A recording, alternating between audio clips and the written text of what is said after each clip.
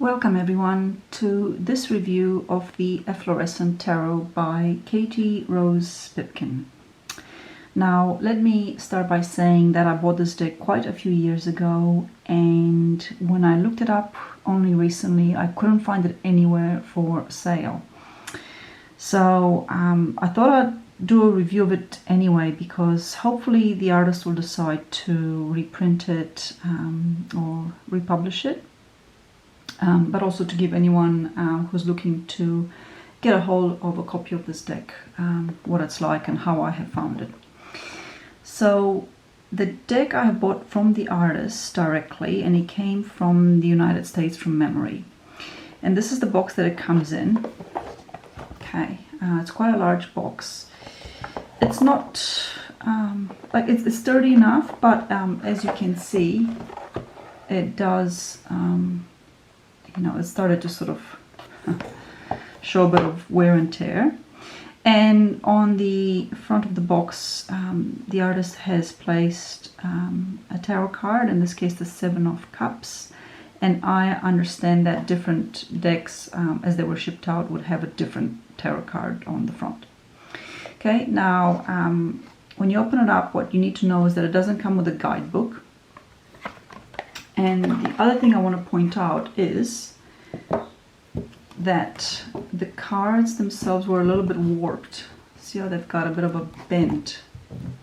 I'm not sure if this really captures it very well, but there's certainly a bit of a bend in, or a bit of a curve in the in the cards. And I mean, it's not a huge deal, but it is a little bit annoying for me. For my cards to be flat and behave. The other thing is that they are quite large cards, okay? So I have small hands and I do find these cards quite large. But the beauty of larger cards is that they allow for a richness in detail that can sometimes be missed with, you know, when you shrink the cards down in size.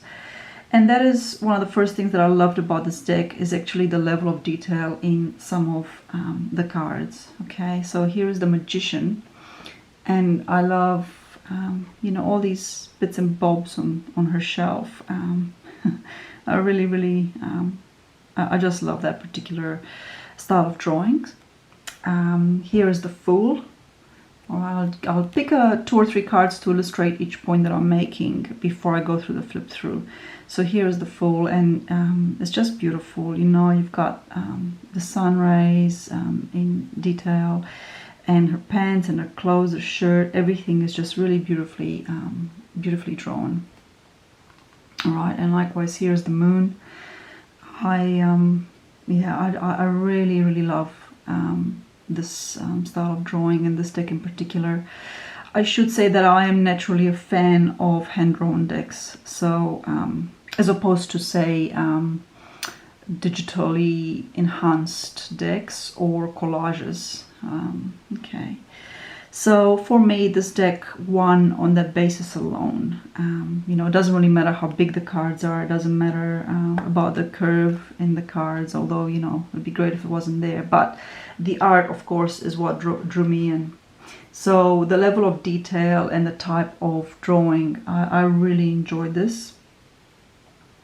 And I'm also a huge fan of the color scheme and the fact that it is infused with nature. All right, so to illustrate my point, here are some cards. Here's the Queen of Pentacles, right? I love the colors. It's like they're bright, but they're not garish or too bright, if that makes any sense. And of course all the flowers and in her hair as well. Absolutely love this. Here's the Six of Cups, again, flowers everywhere. The name efflorescent actually means bursting in flower, from what I've read, so it's of course natural that we will see lots of flowers and nature in the deck. And here is the Queen of Wands, so all the queens are just spectacular in this deck. Particularly love the Queen of Wands. You know, as a fire sign, I of course identify with the Queen of Wands in particular. Okay, and I just love that there's flowers and nature throughout. So really, really enjoy, here we go, the Seven of Pentacles as well. Absolutely beautiful. So from this point alone, I love this deck personally. There are a few drawbacks to it that I can tell. The first one is it doesn't have a guidebook. However, it's in the Rider-Waite-Smith tradition, so you don't really need the guidebook, but it's still sometimes nice to have the artist's interpretation of the cards and the colors and the symbolism they've chosen. I really enjoy reading the artist's perspective. The other thing that I have picked up working with this deck, okay, so there's two things. First of all, it has a very gentle energy. It's very calming. But the other thing with that is that it's somewhat melancholic and sad even. And for some of you, this might not be an issue. For some of you, you would love that. And for some of you, you would not like that at all. Okay, it's entirely a subjective experience. I understand that. So here is the Empress. Here is Temperance. And I've got the High Priestess. And I don't know about you, but the facial expressions for each of these cards, to me, look a bit melancholic and sad. Okay. Now, that's not to say that they're negative, but maybe it's just how I'm interpreting it, perhaps. But I certainly see them as being a bit withdrawn and contemplative, and on, like I said, on the melancholic side. Okay. Other people might disagree with me, but you don't find sort of overly joyous characters in this deck. What does speak of joy is the nature in itself that's featured throughout. And I will go and do a flip through of all the 78 cards so you get a better idea. But I just wanted to flag this, these comments first before I go through, because quite often when you do a flip through, like, yes, you can see each card, but it's only when someone points out certain quirks of a deck that you go, oh yes, that's right, and I see that now, and I didn't see it then. And these are just my subjective, personal interpretation and experience working with this deck. It is a wonderful deck to do readings with, no doubt about that. And as I said, I am somewhat biased with this particular style of drawing. For me, decks like these are always, well, they just always find their way in my little tarot cabinet, and I treasure them very much. Okay, so with all that being said, I will now go and do the full 78 card flip through.